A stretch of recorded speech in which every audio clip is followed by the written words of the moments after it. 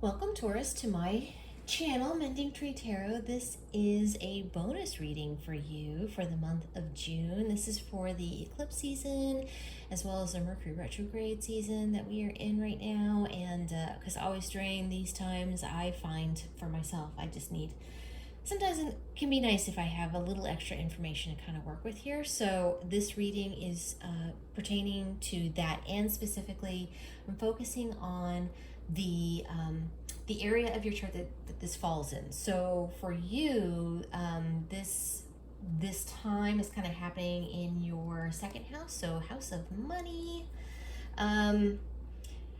So yeah, we're gonna focus there. Also, in the past, I still do take pop outs, but in trying something new, so I have already pre-shuffled and gotten those pop outs, just kind of save all of us some time here. So if you like that, I ask that you please give me a thumbs up down there, or make a comment down below. It helps me know that you like the change, and I'll continue to do that then. But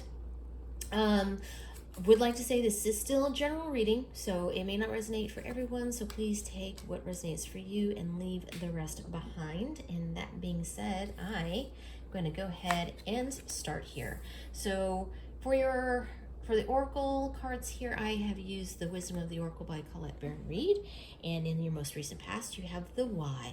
So this card is saying to me that you've been doing a lot of self-reflection and kind of and I am going to focus a little more, I'm going to focus more on the money element interpretation here, because of that's where this is falling into your sign. So asking why, what your intentions are, what is it that you want to achieve financially, right?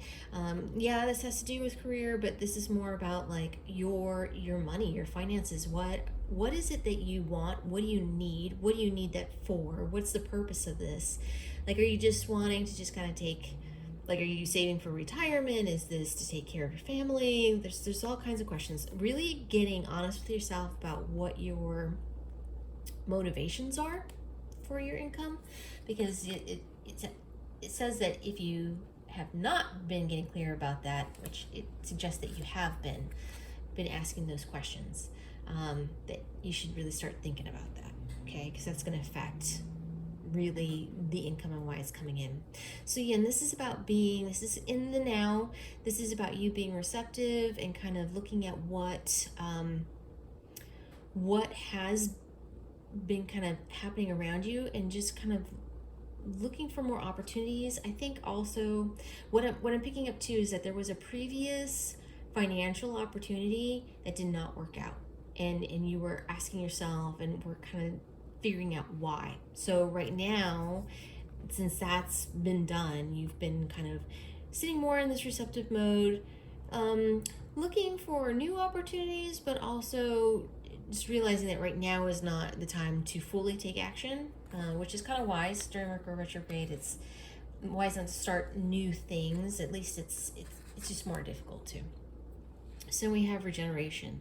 So this is also about seeing, and this is also what suggests that you had experienced some kind of financial failure previously. There was something that went wrong, either that you lost a job, or some massive debts kind of came in, or somebody that you ended up needing to take care of them, and or that this was a business deal that fell through. There's a lot of ways that that it's kind of suggesting the fact that there was some kind of something that went wrong, something unplanned, something unforeseen. And you could be kind of beating yourself up about this. What it's telling you right now, and I think what you're kind of already experiencing, is that, okay, that's now done, and seeing that there's benefits in the fact that whatever it is happened, right? There's some silver linings here, and also some opportunities that have come from this failure that you're starting to see develop. And if you have started to see that you're going to start to see that. Because inside, we have the deep knowing. This is in the near future. This is about knowing what has already kind of come in your way. You can see that there are changes, and you can really kind of feel like that deep within your being, but also being intuitive. This is very much like the High Priestess card here. Really kind of going within, sitting within, and receiving inner guidance, knowing, kind of listening to your intuition of what it is that you need to do. Okay, so moving into the tarot, and for the tarot, I have used the True Heart Intuitive Tarot. It's showing that, yeah, there was something that went wrong or that was really difficult. There's some conflict. You have the Five of Wands here. Some kind of conflict that having to do with your finances, affecting your finances in some way, shape, or form. It did not work out. Whatever it was, you had to move away from it. You had to walk away from it because you saw that it wasn't really serving you, whatever was going on. Whether it was that you were working with a business partner and that really wasn't jiving, you guys weren't working together, it was not mutually beneficial, whatever that may be. But what you're seeing here is that what was going on, that wasn't working out, and you needed to move on to another way of doing things. And so you kind of dropped that and started to realize that, okay, that's not for me. All right, let's see what else the universe has got coming my way, which is good, because in your current position you have Judgment, and then you also have the High Priestess. So together you are using your intuition in order to really identify what went wrong previously, and also how you can do things differently in the future, but also realizing that you have the ability to be receptive and kind of see opportunities in things where you may not have necessarily seen the opportunity before, right? There is a receptivity to this creativity.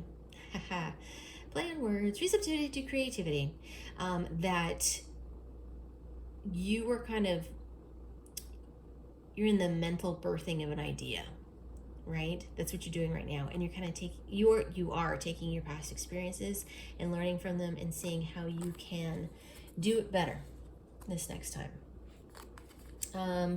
And so then we have in our outcome position, which I'm going to put this time frame as being towards the end of June, beginning of July.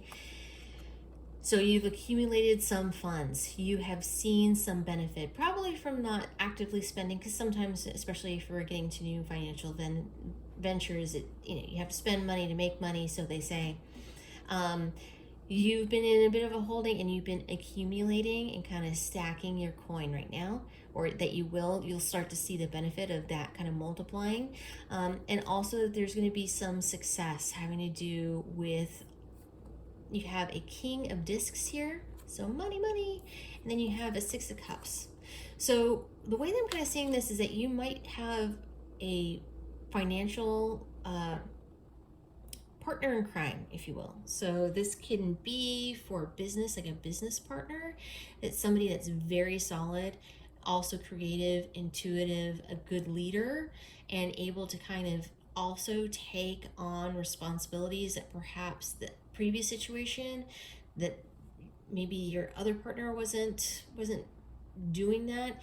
But what it looks like is that you are revisiting some kind of idea. So it looks like what happened before, whatever happened before, especially if it was a business venture of some kind or some kind of job or something like that, that it did not work out, right? But something from your past, whether it be this situation or one or something from before, you're revisiting, and somebody from your past is coming back in, and an idea from your past is coming back in, and you're revisiting it, you're restructuring it, you're reshaping it into something that is working for you in your benefit now, right? You've taken the time to kind of see what was working and what wasn't working, and making the changes that needed to be made, and now kind of sitting in your power and being the master of your domain ultimately, right? So it looks like whatever financial issues that you had, whether that is in relation to a business venture or a job or something like that, or whether this is just financial things, it looks like you're going to see some kind of turnaround in the very near future here. And this can be either your own personal, or whether or not this is a spouse, somebody that is also kind of contributing to your home and finances. So that you'll see them also as like a very stable contributor to what's going on, where perhaps that kind of fell through a little bit previously. So there you go. As far as your second house of money is concerned, that is the reading that you got there. I am going to pull an oracle card for advice for you. This is the Shaman's Dream Oracle. And Spirit Guides, Guardian Angels, asking for one card for Taurus. What advice do you have for them for this Mercury retrograde and eclipse season concerning what they may not see coming? What bit of advice can you give Taurus? Here we go. Got 3 cards. Okay, so you have Feast of Plenty. Gotta put that up there. Benefactor, Grace and Generosity, and In the Hand. The universe is your partner.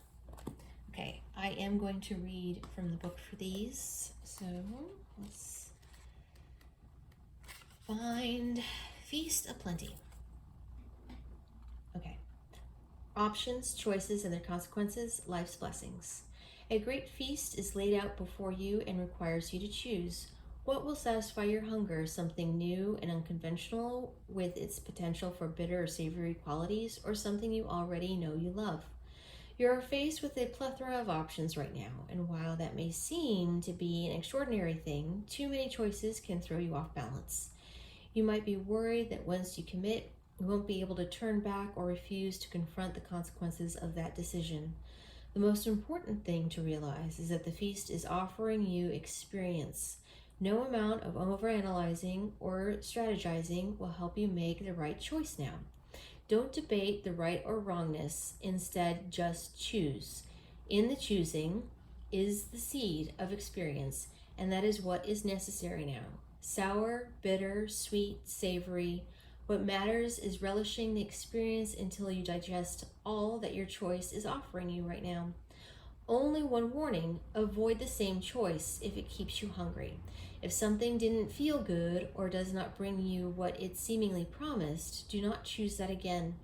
The experience will only repeat itself, and you will have more than a bad taste in your mouth. The feast is yours to enjoy. You can always go back for more when you're hungry again, for life's blessings are ever available to you and calling your name. All right. Then we have number 3, Benefactor, Grace and Generosity. Gifts, support, mentoring. When the benefactor weaves her energy into your life, you're put on notice that all manner of positive reinforcement is coming your way. The universe wants to let you know that just as you have been generous with others, serving with your gifts, even in the smallest capacity, so will you be rewarded in myriad of ways. The most beautiful gift the benefactor gives you is the recognition that you are stewarding and sharing abundance on behalf of a higher source, one that is always working through you. The motives for her generosity to you, as well as yours to others, are intangible. Although you will see the results reflecting in the material world, the benefactor reminds you that it's in the purity of your desire to share without the need for reciprocity. Paradoxically, your initial generosity is reciprocated tenfold, seemingly without any connection to the original act. Dream sharing and caring into being, and you will be amazed to see this vibrant seed take root and spread. Do it just because, and the benefactor will give you her blessing. And the last one, 31, In the Hand. Okay. Feeling secure, taken care of. The universe is your partner. Something amazing happens when you contemplate your innate relationship with your higher power. How do you engage it? Perhaps you might have seen things through the influence of your religious background, or you may have been exposed to other ways of making that connection real for you. It doesn't matter the source of your understanding. What matters is what works for you. For example, if you believe in a punitive God, you will be afraid of punishment for your transgressions. If you believe in a version of a higher power that blesses you, you may find it easier to surrender to a relationship or radical trust. Right now, if you imagine relaxing, curling up in the hands of the divine, how does that make you feel? Can you then turn over your needs and desires to that divine power and trust that you're safe and secure and don't have to do anything at all to feel that way? Grace is activated in your life now. You're in good hands. Your work, family, relationships, home, everything. You've done all you can, so now is the time to rest and recharge instead of producing. Doing, acting, strategizing. A hot tea, a good book, and a soft blanket are in order. So, looks like the universe has got you, Taurus. I am going to leave it there. Thank you so much for joining me here today. I'm truly grateful. And for more clarification, please check out your sun, moon, and rising signs. And if you like what I do, please like and subscribe. And also, if you like that I pre-shuffled, if you wouldn't mind, please either giving me a like or a comment down below. And also down below, you should find a link for tips and donations. If you choose to support the channel in that way, it is not expected, but genuinely appreciated if you decide to. Thank you so much, Taurus, and I will see you next time.